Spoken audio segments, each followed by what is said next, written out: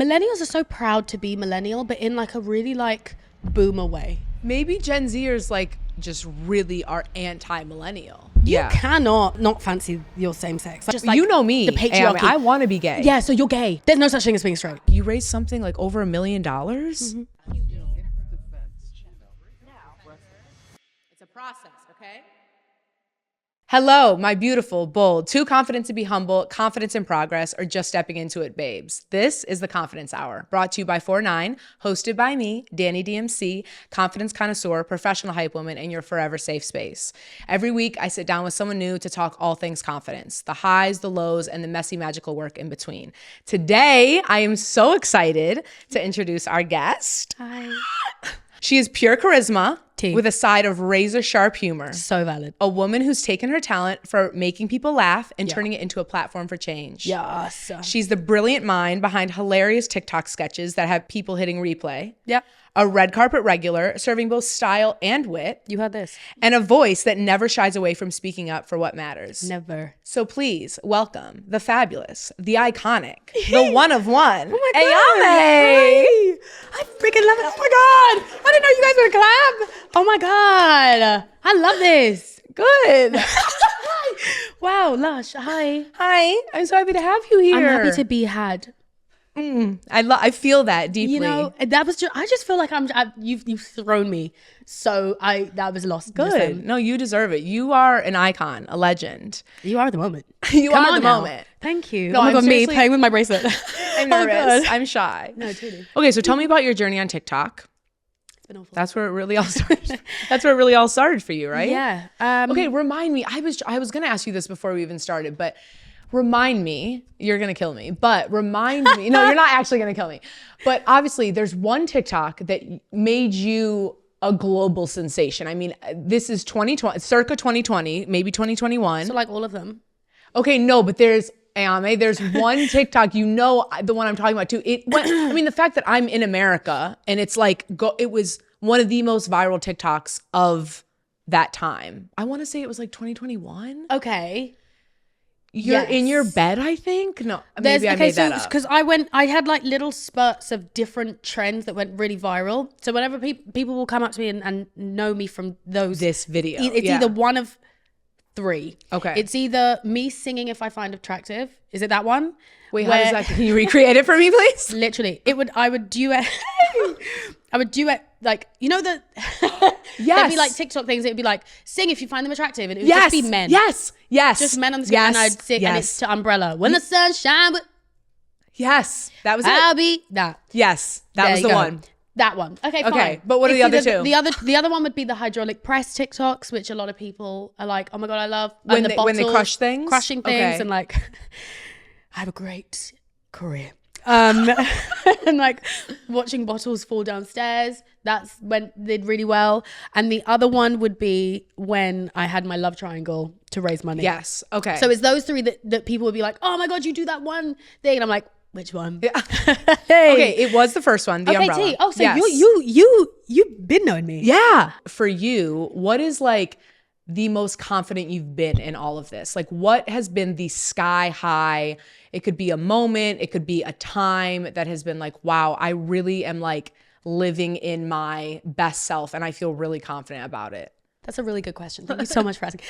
No, I would say I'm struggling because I don't think there's ever been a specific time. I feel like I could say right now I'm at my most confident I feel like I've ever been, but then I'm comparing that to before and I'm thinking my behaviors and how I viewed myself before, let's say a couple of years ago, and it was the same. I don't think there's been a point where it's been like, yes, I'm that bitch. And it's been like, it hasn't been long lasting. I've always hasn't been consistent. Yeah, it's always been like that. I'd say right now, because I'm usually most confident when I'm busy, like when I have a lot to do.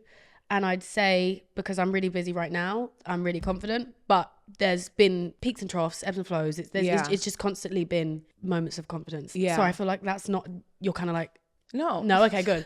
Okay, good. There's no right answer. Me, I'm never confident.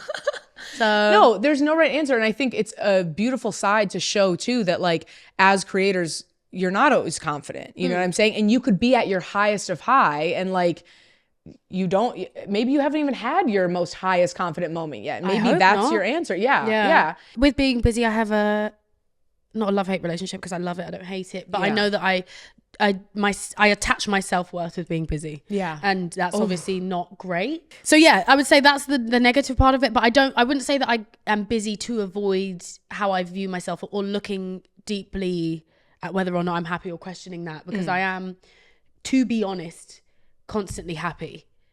Good. So Good. I love that. Yeah. That makes me happy to hear. Like friend to friend, but also creator to creator. you. Like, yeah. Okay, but talk me through like how did it start? Did you just like Chance. pick the phone up? luck. Yeah. I just called Taylor up. No, that's another thing. I'm not chronically online anymore, but like I will just quote TikToks. Yeah. TikTok sounds. So I'm so sorry about that. No, I love it. Rotting inside. Yeah.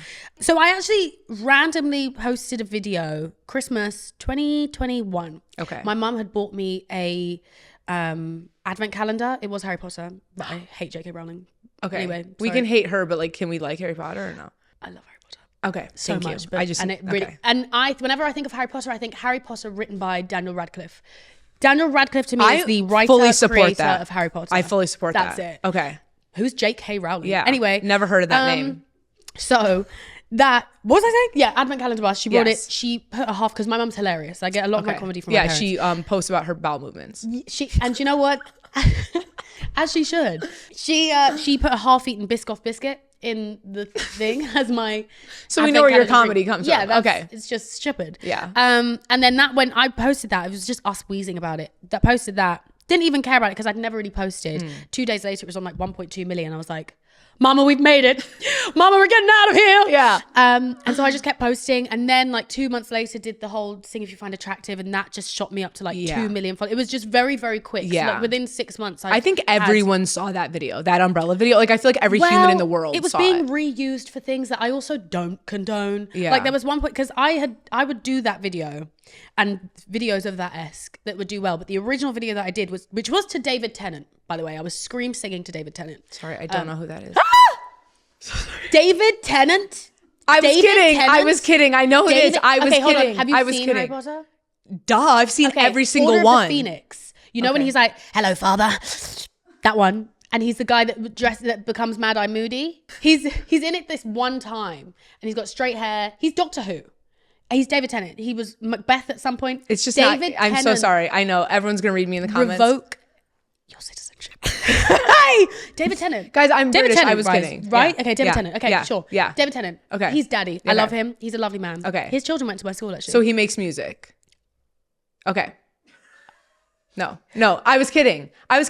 You said you were singing. Got it. It was a joke. It was I was testing you. You know, I've had a really fun time on this pod. I'm gonna head out.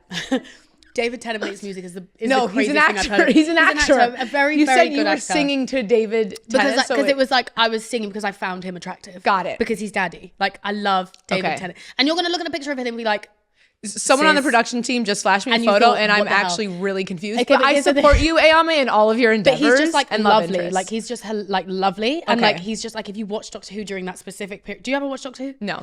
Right. Okay, so anyway, you were singing to David Guetta. Yeah. Oh. You know what? Yes. Anyway, Scream sang. Okay. So the reason you saw that is because people would basically made a CapCut edit of that and would just do it to their own thing. There was one where it was like done to like best diapers for babies. And I was like, okay, I'm not even a mother. And are you people paying me just for singing- this? You're using What the my hell? likeness. Pampers used it. Yeah. Used it. Pampers used it. What? Yeah. And then someone did it to like the Trump administration, and I was singing for you've Trump, and you've I taken said, it too far. This is you not took it too far. This is not it. This Yeah. is, hey, I do not endorse this message. Yeah. And then I said, I've got to hang up that hat. Talk to me about what you were doing. Like, what was your life like before content creation? This is the thing. So I was an estate agent.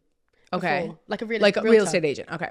Mate, like a realtor? What you like what you guys You would had to say? translate for me. Yeah. And I loved it. Like so that's why there's never been a moment where I've hated my life. Like and now doing this, I'm like, oh, thank God I'm doing this, because if I wasn't doing this, I'd be going back to that, and that's hell. I loved working as an estate agent. Yeah. And then you just picked up the phone one day and decided Picked up the phone. estate agent turned TikToker. Yeah. Yeah. And I said, you know what? Yeah, sure. I Yeah, love being why not take a whack perceived. at it? Let me just keep going. Yeah. And then here we are. Yeah. And now I'm here. Yeah. As a And now result. you do a lot of things. So tell me, much. you've had a podcast.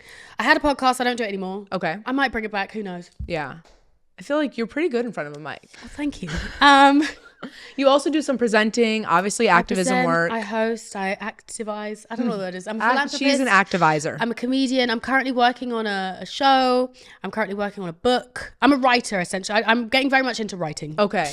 I like that. So yeah, working on a book that is going to be released ideally next year, and a show that will be released next year. I love that. That. So would you say you've always been like a comedian or a comedic writer, or you've had that inside of you? I've always been comedic. I've always been hilarious. Okay. So your whole life, like you... Right? No, I was, my parents are very, very, very funny. Okay. So that's where you think it came from? Like 1000%. I get all of my comedy from my parents. And just, yeah, in everything I've done, I've always tried to be the funny one, even in school, class clown. Yeah. In all of my content, it's always been comedic. I've never really been, like, I try and do lifestyle stuff, but I usually end up being comedic in it. Yeah. Even in the book I'm writing, there's comedy in it, even though it's like literally vampire sex. Yeah. Vampires. Oh, wow. Yeah. Do you like vampires? I mean, Sinners. Oh, okay. When he said you're drooling, and she's oh, okay. Is that when he eats her out?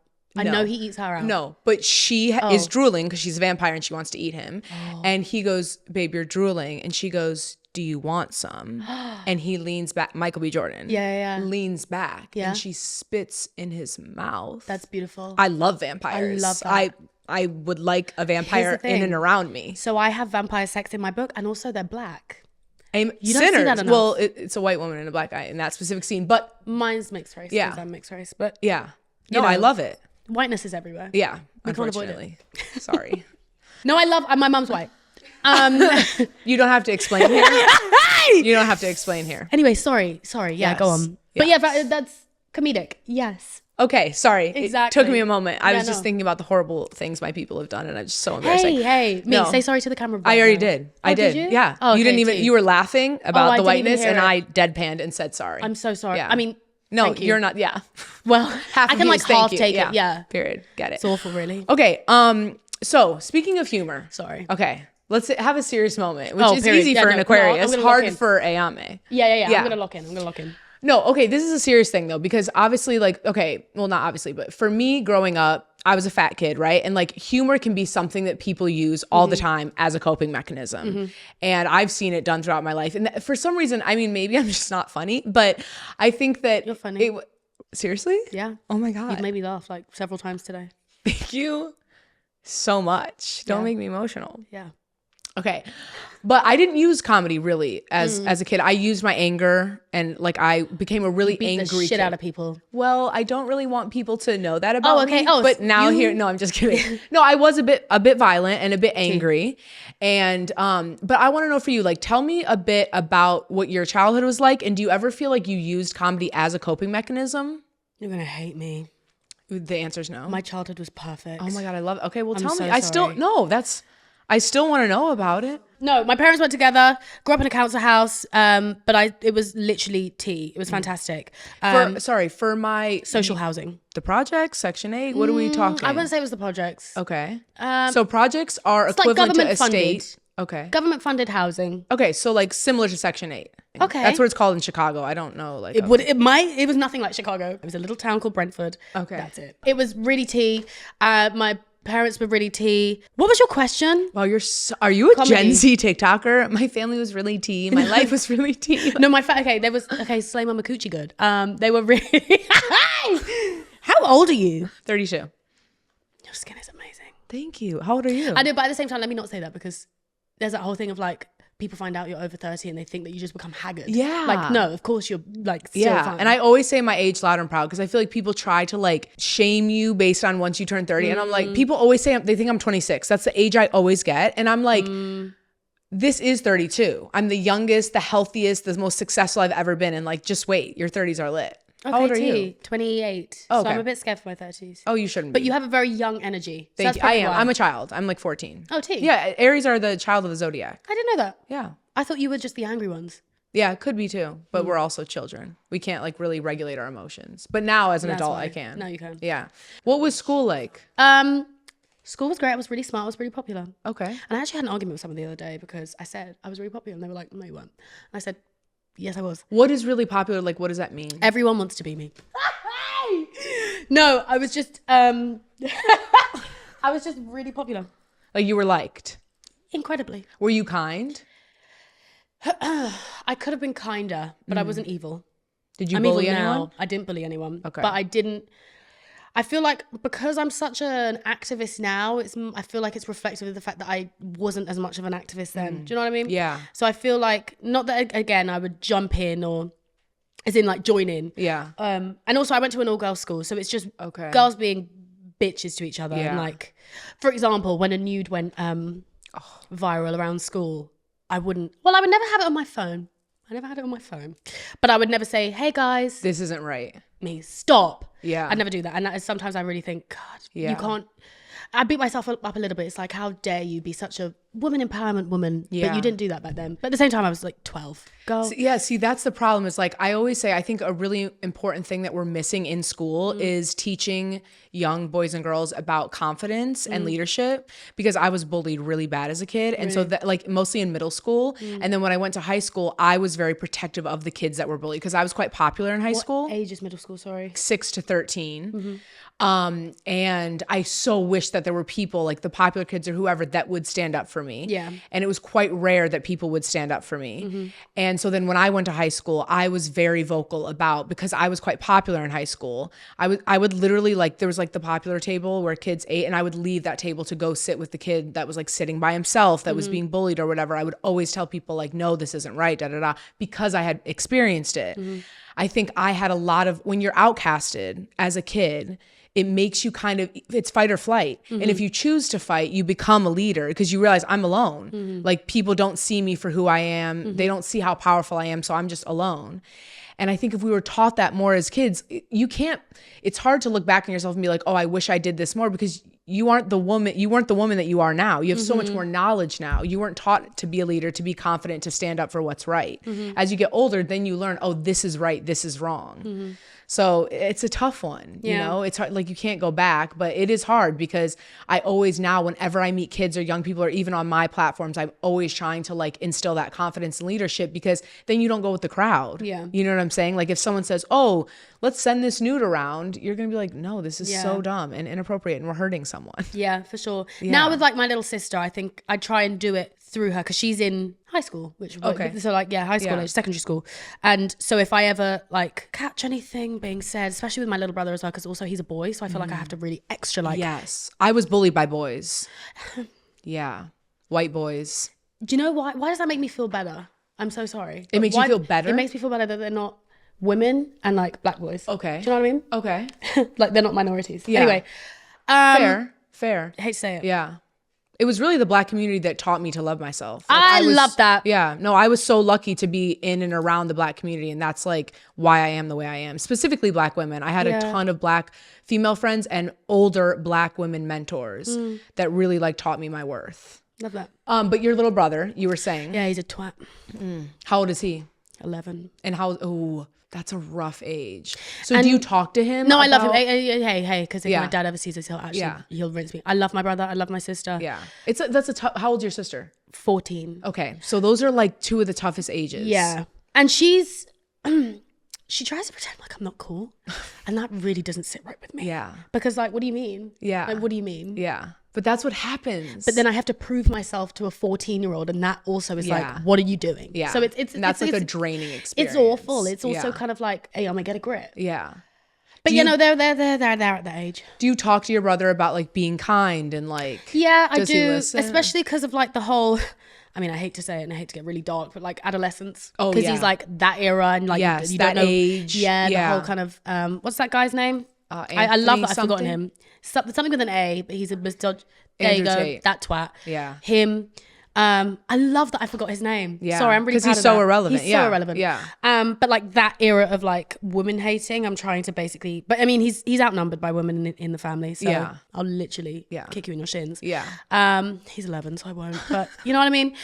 So yeah, doing all that, doing the Lord's work with making him respectful of women. I think that's the most important thing anyone can teach a man. Yeah, I agree. My sister's raising 2 sons right now, 2 white sons. Oh my God. They're 1.5 and 4. So.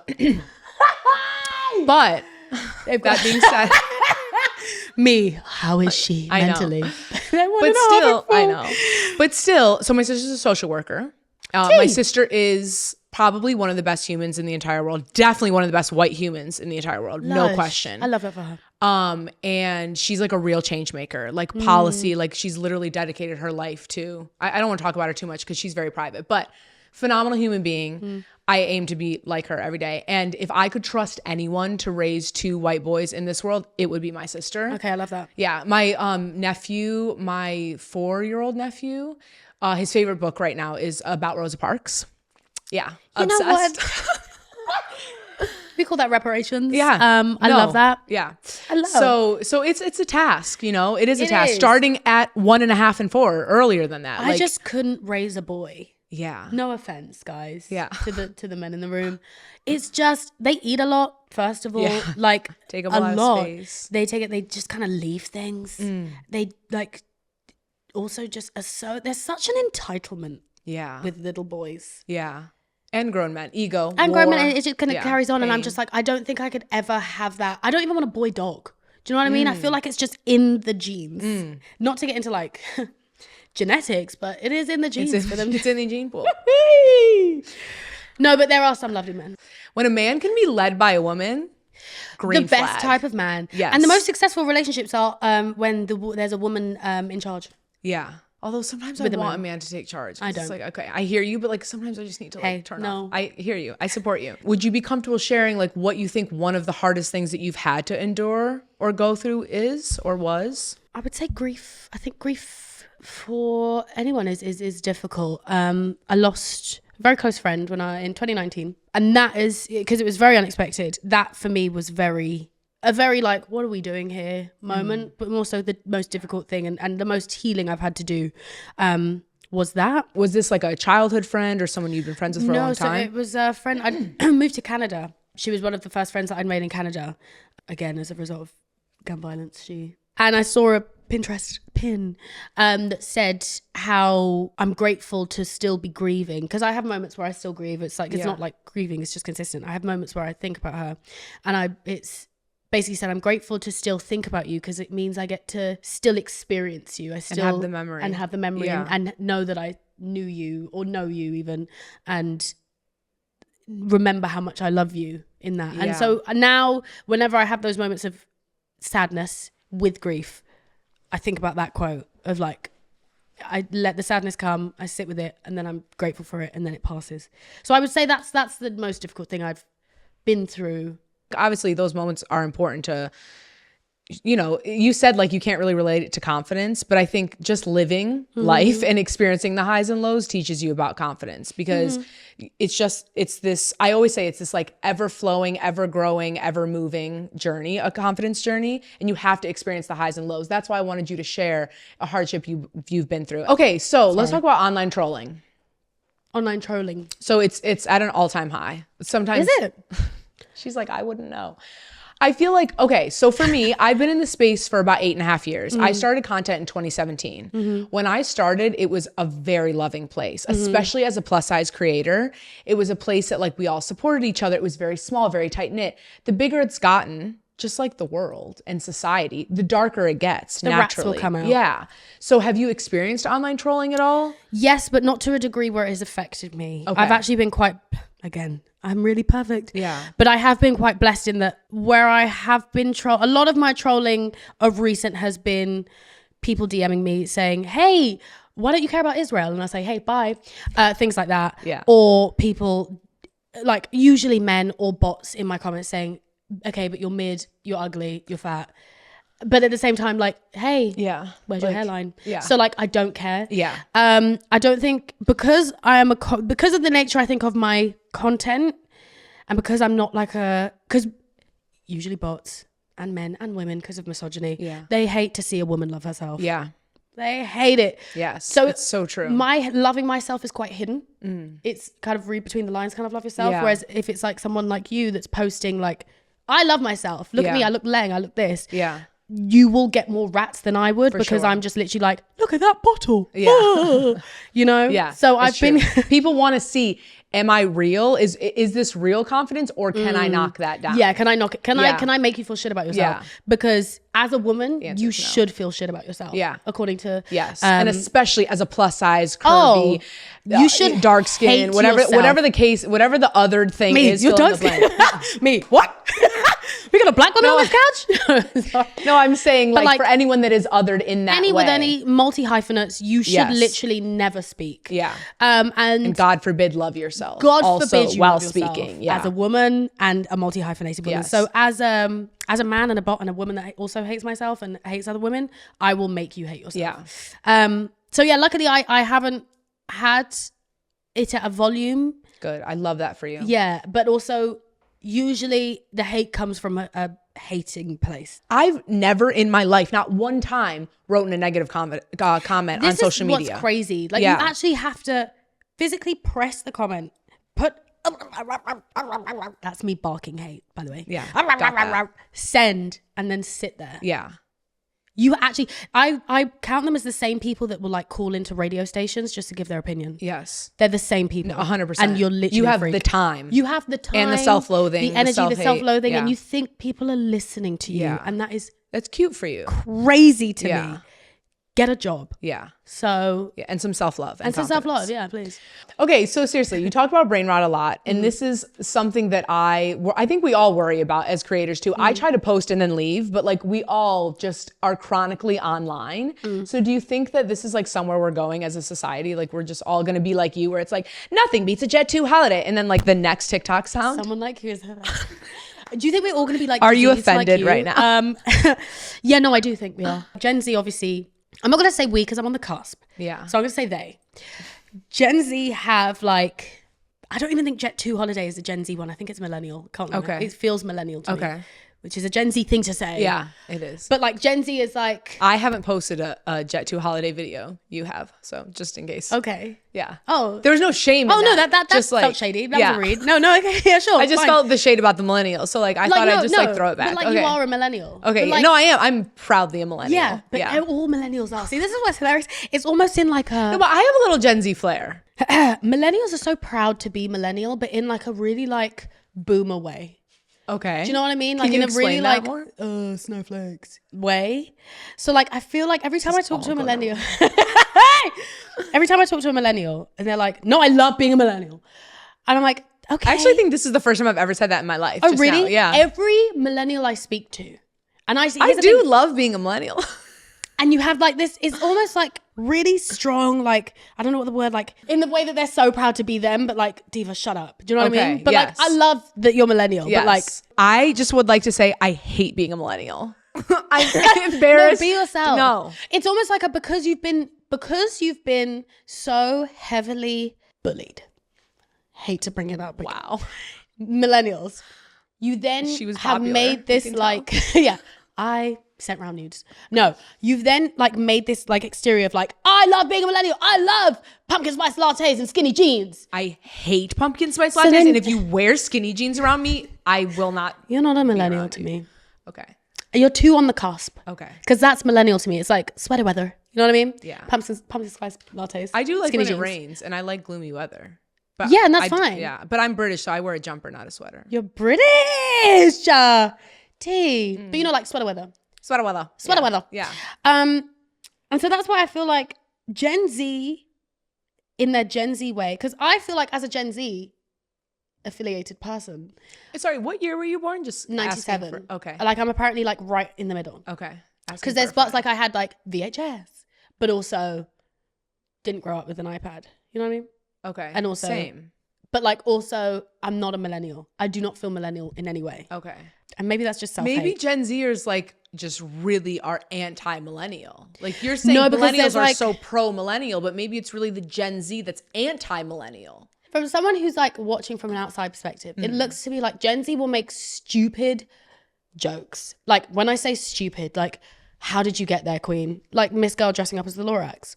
Like what is going on? And I feel like millennials will watch that and be like, they're so dumb. And then Gen Zs will be like, you just don't get it. Millennials like also don't want to be there. It's like the kind of like, oh, I don't want to be crazy like them. And so they're like this pride of being not crazy and chaotic like a Gen Z. And that's why millennials, sometimes I'm like, bully them more. And I'm so sorry that I pointed at you like that and said bully them more. Yeah, I'm just like the face. Yeah, you're the face of millennialism, but you're not. Oh, millennialism. Okay, great. It's a disease. No, but you're not. But they're like boomers to me. Okay. But I feel like all generations will go that way, because as someone that deals with my younger brother and sister, and they'll be like, alpha, beta, John Pork is calling. Let me tell you, if you ever want to have a seizure, ask someone that age what the hell John Pork is calling is. So basically there's this guy, it's AI, and his name is John Pork. And there used to be this meme where it's be like, John Pork is calling. I also don't even know if I feel like I'm having like a millennial intrusive thought right now where I want to say, I don't care. Oh. But go ahead. No, keep fine, going. no, but that's fine. It's because okay. do you know what? It was just like an intrusive thought. No, like, do you know what? Lost me with the Johnny Rockets and the rats and the AI, and it's like, no, it's maybe the I am a stupidest millennial. thing. Like, no, shit. you are. Yeah. But that to me is the generation after Gen Z, Alpha, beta, and even that is like epsilon. What omega. the hell? So now I understand why millennials look at Gen Z like, what the hell? Because I look at Gen Alpha. Or You know whatever that it meme is. that's like the math? Yeah, that's me right now. If you just Google or search John Pork is calling, okay, because it is the stupidest thing. But I'm sure Gen Alpha look at and me like, and they're like, oh yeah, you don't get it. Yeah, you're not a part of this club. Yeah. I feel as though I've taken you on the most disgusting tangent. In an effort to bring it back, we all need confidence, because if we're all confident, we can all love each other, and then we don't need to have this divide of Gen Z, Gen X, Q, Y, P, L, T. You know what I'm saying? Like, we can all just eat at the same table. Okay, so all that being said, obviously, like, we're joking, but there is a lot of separation, right? Like, between not only just generations, but like in the world in general. And I think that growing up as a millennial, we were able to look. Okay, sorry, I brought it back. No, it's fine. I just don't. I don't want you to think that I hate you. No, because I don't. First off, I don't care if you hate me, because I love myself. Millennial. Second, carry on. Sorry, I know you don't hate me. I know you love me. So that's okay. Carry on. No, but so I would say that when I was younger, like looking back, we saw so much separation, like in history, right? And it seemed like so far ago as me growing up. Then it was like, oh wait, no, it's right here, and it's continuing multiple times throughout my life. Now we have social media, which is like this huge thing that we as a millennial, and you too, as a 97er, didn't have growing up. I'll accept it. So on social media now, do you think we're going backwards in terms of like more separation, and like, you need to fit in this box, you need to be in this box, like this is where you belong? Yes and no. The vast majority of us look for boxes and categories. I think there's always, even if you're kind of outside of the box, you're categorized as someone that's outside of the box. Do you know what I mean? Yeah. So I think we have these things that we have always had innate that make because we like to have groups. You know what I mean? Order and order, but also just like-minded. And even if they're like smaller groups that don't have as many like-minded people, like even like gay, queer, anything, you like that like-mindedness, non-binary like-mindedness. You know what I mean? And just like you have a connection to people that being are plus size, like, exactly plus size, like-mindedness. It's like a joint understanding of life and its many obstacles. Exactly. So I don't think we are going backwards. I think we've always had that. I think we've always had separation. It's not a good thing, but we've always had it. I don't think social media is letting us go backwards. I think social media and like just the presence of tech is just bringing it more to light in that it's everywhere. You can see all the sadness in the world, all the happiness in the world, because it's right there. I don't think it's changed. Yeah. And especially with things in the world, like for example, what's happening in Gaza, that's been around for 75 years, over that. And it's just, I think we're actually moving forward because it's social media and platforms are able to shed light on it more, and you're able to shed light on more. You can have pages like yours that are shedding light on confidence and building confidence and trolls getting beaten down, because trolls have always existed. Am I making sense? Yes, or am I going in a tangent? 100%. Right. I totally agree with you. Okay, so I think there's like a really beautiful side to social media that is decreasing separation, because we're able to see things clear as day. And it's like, you need to pick a side now. Like you can easily pick a side in many certain things that are going on in the world. But then I do think there is more separation when it comes to like hate online and people trying to separate people and make judgment about people without even knowing them and like who they actually are offline. Or there's just there's a lot of disconnect online because you don't know people, you don't know their heart, you don't know their spirit. It's just like with AI and robots and stuff, like there's no heart, there's no soul to it. I got you. So when there's less community, I feel like. Exactly, yeah.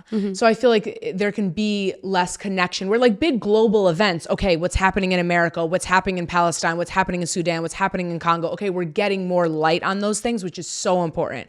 But things that have less facts, those have a lot of facts, okay? Things that have less facts, like this person, cancel culture and like certain things like that. It's like, you don't really know a lot of things aren't facts. There may be assumptions or like hate, you're hating someone because of, oh, they're gay or they're fat or this. This being said, changing gears a little bit, have you ever struggled with imposter syndrome? Yeah, no, 1000%. I struggle with it constantly.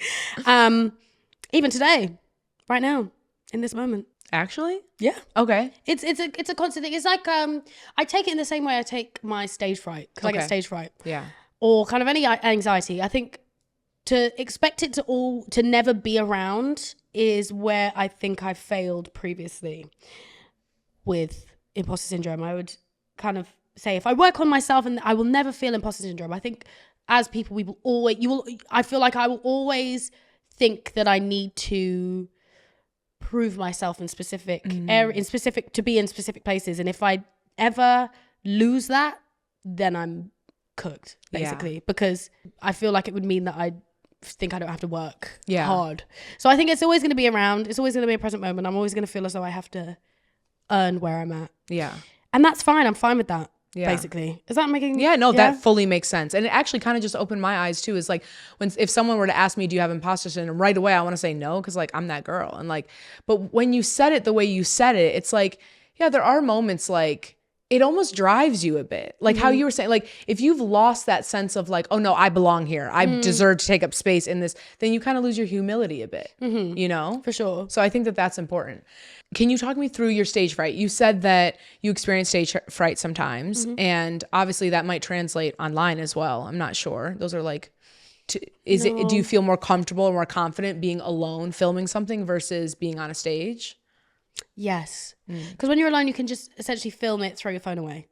You don't have to, because I was facing my stage fright head on when I did Edinburgh Fringe 2023. I did stand up. Was a baptism by fire, and I did stand up. Wait, like it was bad? It was not. It was actually very good. I was just very anxious at the time. They loved it. They loved it. That was great. But you're lying. You're no. It was right fine. It was just no laugh, not a peep. No. Someone got up and left. Laugh. No, it was actually really they good. They booed you off the stage. Yeah, Tomatoes. They said, "Hey, get off. Tomato."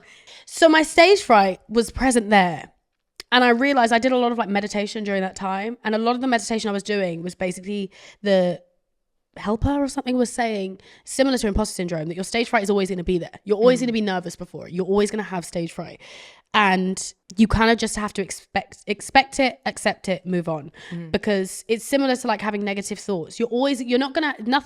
Everything is temporary. Nothing is sunshine, lollipops and rainbows. Yeah, it's true. Nothing. So you're always going to have stage fright, and I think I haven't conquered my stage fright because I don't think it's something I can conquer. It's not something that's ever going to leave me. In the same way, like people never conquer depression. Like depression always or for me, I have anxiety. Yeah, exactly. I used to get really bad panic attacks, and exactly.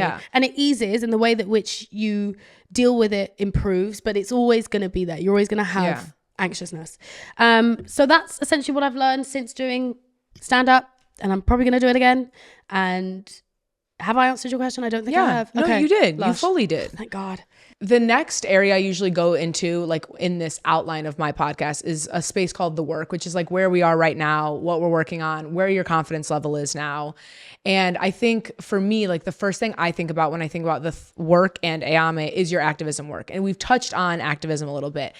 And you are someone that inspires me so much in this regard, because I think it's such a complex place to be, being a content creator and an activist, an advocate, an ally. And I feel like you really have mastered it to a certain degree. I mean, you can't ever like fully master it. You know, it's a ongoing process. But I want you to talk to me about how you feel, because this is like an interesting conversation among content creators. How do you feel about influencers and activism and the responsibility that we/they have being online? I know it's a heavy one. Thank you so much for asking that. Yeah. Like you said, it is a responsibility. I think a lot of me being in this line of work is nothing short of a privilege. And for me, I always look at it that if I were to have this platform and not use it for good and not use it to spread awareness and make people happy and make people laugh, but also say, hey, I'm Leng, then I'm wasting the platform and I don't deserve the platform. Personally, I think every content creator or influencer or anyone with that knows that they have a following or have a group of people that look at them or look to them for something, they have a responsibility to say, hey, making jokes, or hey, looking cute, but also, by the way, this is happening. Really serious stuff going on. It's not cool. Yeah. So it's kind of, whenever I meet people in person, that like specifically people from Palestine or even Sudan and Congo, and that will say, mainly Palestine, because a lot of my work is for Palestine, that will say, thank you so much. I think, well, of course, there's you know what I mean? It's like of course. Yes. So I feel that exact same way, like with the Black community in America specifically. Like people are often saying to me, thank you. And I hate that. I feel like especially as a white woman, I should not be thanked. This should be the barest of minimum. It feels very much like duh. Of course. Yeah. So I feel very proud of it, but also it's very much just a natural thing to want to do. As I say, specifically with my work for Palestine, I've always known about what's happening. More so, I'm learning more since obviously what's happening recently with like boycotts and things. But I've always known about the Israeli occupation, always. So a lot of people, I'm proud in because of what I do.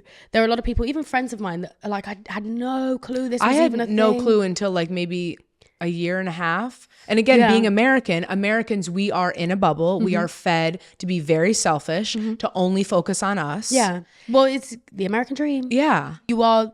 Yeah. And so that kind of leads me to also like with content creators, there's so many creators that don't know and don't have the knowledge. So then they might run to post something. This has happened to me before, where I always want to support oppressed people. That's who I am. So I might be doing something for us, and then I'm hurting someone else and didn't even know. So how do you feel about saying, okay, all influencers have this responsibility, but should they be posting more? But what if they don't know? What if they are then posting the wrong thing? Do your research. In the most basic and blunt form, learn. Google is there. There's also, especially with things like at the minute, social media is so beneficial, is because I know specifically for me, because obviously it's where a lot of my interest goes. There is not one day that I don't see an update on what's happening in Gaza or Sudan or Congo or Haiti or Yemen. Not one day that goes by because of social media and because of the pages that I post. You can get information very easily. There. It's a lot of the time, hate to be a bitch, but a lot of the time, the reason that I find it a very lazy excuse to say I don't know enough, because we have a plethora of information at our fingertips in just our phone, plethora. Whereas back in my dad's time when he was schooling, you had to go to the library to find a specific thing and then read it, and then that would probably be, you know what I mean. Probably wasn't the truth anyway. Exactly. Yeah. So we have such a plethora of information that you can just read up on it. And it's not hard, in my opinion, to just say, hey, I'm not fully learned on this situation, but learned. Well, hello. She's posh. Sorry. I'm not fully learned on the situation, but this doesn't look right to me. And I'm going to say that because for a lot of people, I know for a lot of people, for me, that have come up to me and thanked me, people that are from these groups that feel oppressed, whether you're plus size, whether you're queer, whether you're black, person of color, Palestinian, the lot. A lot of the time, they just want to hear that the person that they're watching online sees them, supports them, will fight by their side. And it's just like, hey, I see you. You love me. I love you back. Do you know what I mean? And it's, to me, and maybe it's a very, what's the word?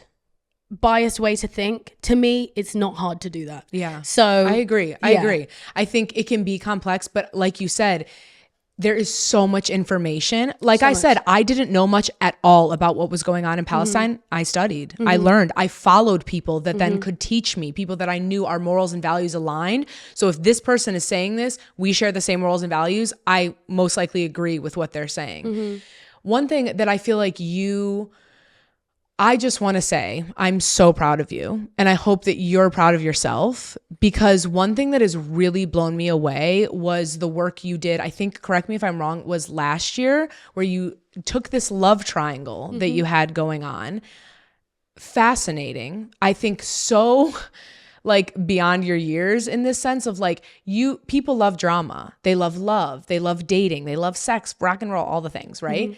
You took something that is so captivating and you said, I'm going to give you all this tea. I'm going to give you this drama. But in order to get the tea and drama, you have to support a cause. And correct me if I'm wrong, but I heard one of the guys, I wasn't familiar with the guys that you were in the love triangle with, but one of them, I heard him say like, you raised something like over $1 million. Like that's unreal. Me, yes. No, seriously, Ayamé, like that, it makes me emotional to think about, because it's like, that's how you use a platform. Yeah. Like that's how you show up in this space and create real change. Thank you. Can you just talk me through that a bit and like how you started that? How did you come up with this idea? Like it's unreal. Well, it was, I can't take all the credit because it was a joint venture between me and Yuval, who was the guy, a content creator. And it was essentially, we'd both been very vocal about Palestine on our pages. Basically, it was his niche, and it's a really big niche, is debunking by finding people. I've seen it through your content. He's amazing. He was finding my hotels as I was staying in them. And I, as a girl, was flipping it and saying, he's in love with me. Yeah. If he wanted to, Naturally. he would. And he is. Yeah. And then so with that, a lot of people got swept up in the love triangle, because then I added in a guy called Oliver, who I did a shoot with. He's the one that I heard say you raised over $1 million. Yeah, because he did a post the other day. We essentially were just kind of building up this love triangle, but it was almost episodic. So each episode or each bit of information, we would say, hey, so this family need to get out of Gaza. So this is the link if you want this next episode. And it was just essentially that. And it was a very enjoyable, I think whenever people say to me, oh my God, you've raised a lot, I never take it in, because it was such a moment of just like each time the family, so like we'd post a video and let's say if family had a goal of 200K, because it's a massive family. The minute that gets hit, you switch out. We'd just basically be like messaging each other like, this one's been hit, switch it for a next one. We just basically be doing loads of different funding pages.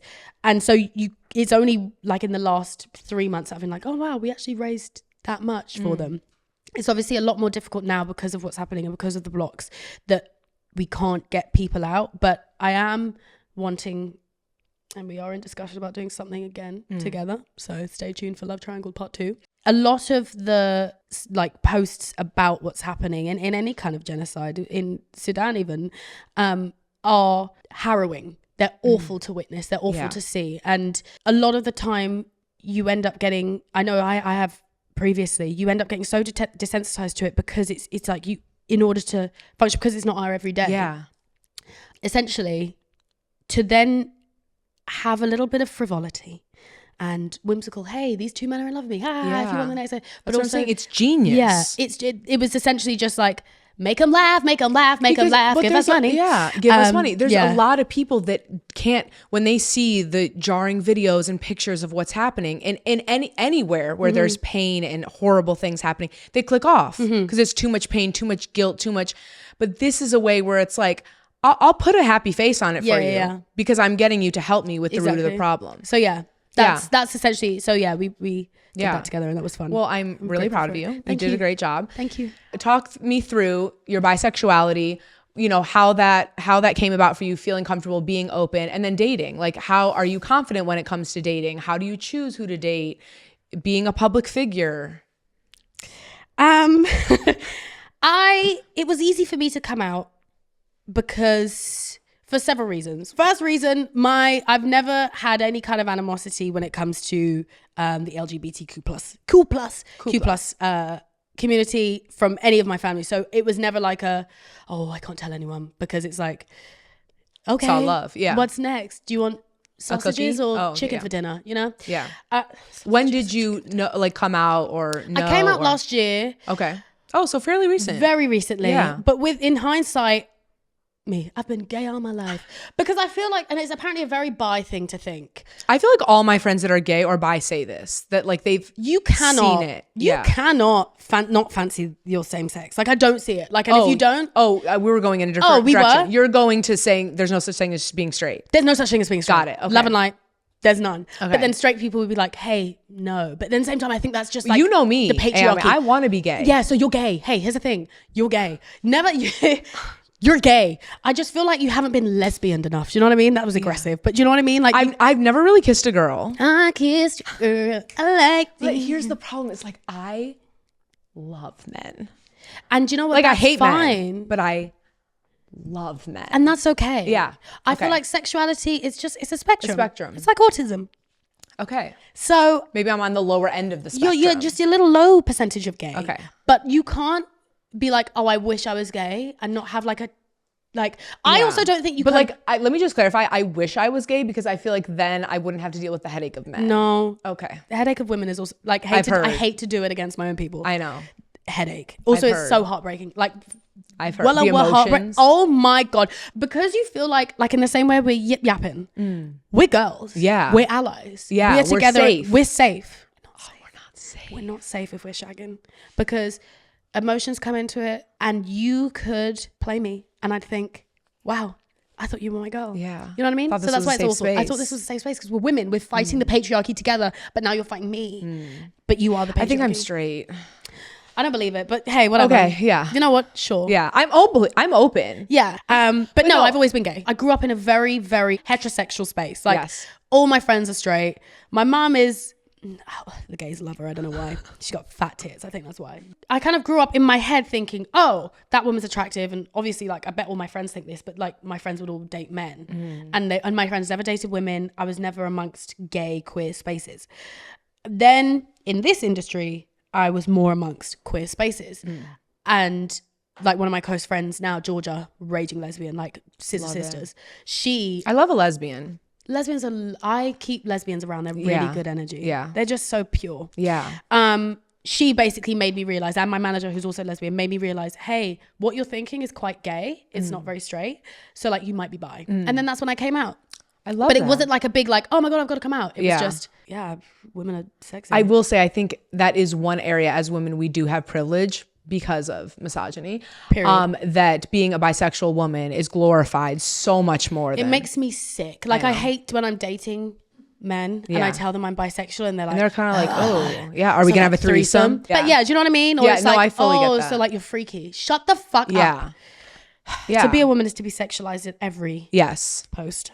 100%. But no, for dating, Yeah. What's dating like? Sorry. Talk to me about dating. I don't, Because they're both single gals. period. So it's more so, I feel like dating can be really difficult with my personality, so to Quick speak. wit, intelligence, sexy. Oh, sorry. You know what? Yes. She's gay. I think it's dating is always going to be difficult if you are a confident, attractive, smart young woman. You don't even have So to you rate remove the yourself. young. Oh, period. It's very, because I think I'm saying we because I group you into that. We set a standard for ourselves that we expect to be replicated, and that's quite difficult in today's day and age to find because of how men are raised. I luckily have had good ones. I've had bad ones. I was going to say, if we were ending with good ones, I'm like, wow, you really have had a perfect life. No, I've had bad. Oh, I've had awful ones. I feel like dating will always be difficult for me. I also fall in love very quickly, which is Okay, Aquarius. I'm shocked. as in because I get very, very like swept away in Okay. the joys of falling in love. Okay. And so a lot of the time I get all whimsical and ignore kind of my needs and necessities. And then my Aquarius mode switches on. It's like, hey, you're not being served well. And this then off. it's like detached. I can be very detached too. So like, Yeah. I get that. I don't know if I like get swept up necessarily, but like It's just I like because I feel like when you're first dating someone, it's very Like, have you ever heard the thing about love bombing? About like how love bombing. Oh, yes. Love Are you a bombing love doesn't bomber? work on me. Oh, It doesn't work on me that would because work it's on me. like, of course you're in love with me. Yeah, duh. But then because love bombers aren't actually in love with you. Yeah. You then their words aren't kind of up to their actions, and so then that's why I get swept up because I'm like, yeah, of course, you're in love with me. Oh yeah, obviously. Hello, look at me. And then it's like, oh wait, hold on, but you're not because you did that. You know what I mean? Yeah. So it's difficult. I don't think it's difficult being a bi woman dating because like I'm greedy. Like I can go anywhere. Hello. We're going to do some quick fire. What's your self-love language? So love language that you give to yourself. Words of affirmation. Got it. Like I love to just stand in front of a mirror and say, fuck me, man. Who is the funniest person on the planet to you? Me? No. Funniest person on the planet. Probably either my sister, my older sister. Oh, so it really runs in the family. My family is hilarious. Okay. To me though. Because I'm like, coming over for family dinner. see, here's the thing though. Because it's one of those, I feel like you'd come and you'd be like, It's not that these funny. people are boring as fuck. Like, It's like the spontaneous when you're not we're trying. just, we have inside jokes that like, to me, I'm like, comedy gold. But like, from an outside perspective, it'd be like, that was in no way funny. So I'd say my sister, my mum, my dad. Okay. What are you manifesting hard right now? I want to be someone's favorite author. I love that. Thank you. What's one thing you cannot leave the house without? I love my rings. If I leave the house without my rings, I'm pissed off. Okay. Same. I feel that. Same. I have no rings on. What's your favorite comfort meal? Sushi probably, or like Nando's. Okay, so we're going on a sushi date. Do you want to? Yes, please. Thank you. What's one thing that always snaps you out of a funk? Me looking at myself. The confidence hour. Period. What's your guilty pleasure? No pleasure is guilty. Oh, that's a bar. What's a misconception people have about you? A lot of people have been saying to me, hey, you're more attractive in person. I think, okay, fuck you. Am I ugly online? I am ugly online. Sometimes you just come online and like you're there for comedy. Yeah. Like the first video I ever saw of you doing the thingies, First video whatever. I ever saw you were clapped. Is that what you're gonna say? You were not clapped. I would never say that. You're a beautiful girl. Period. But I saw you. Your head was like. What do you love most about yourself? Oh, give me a list.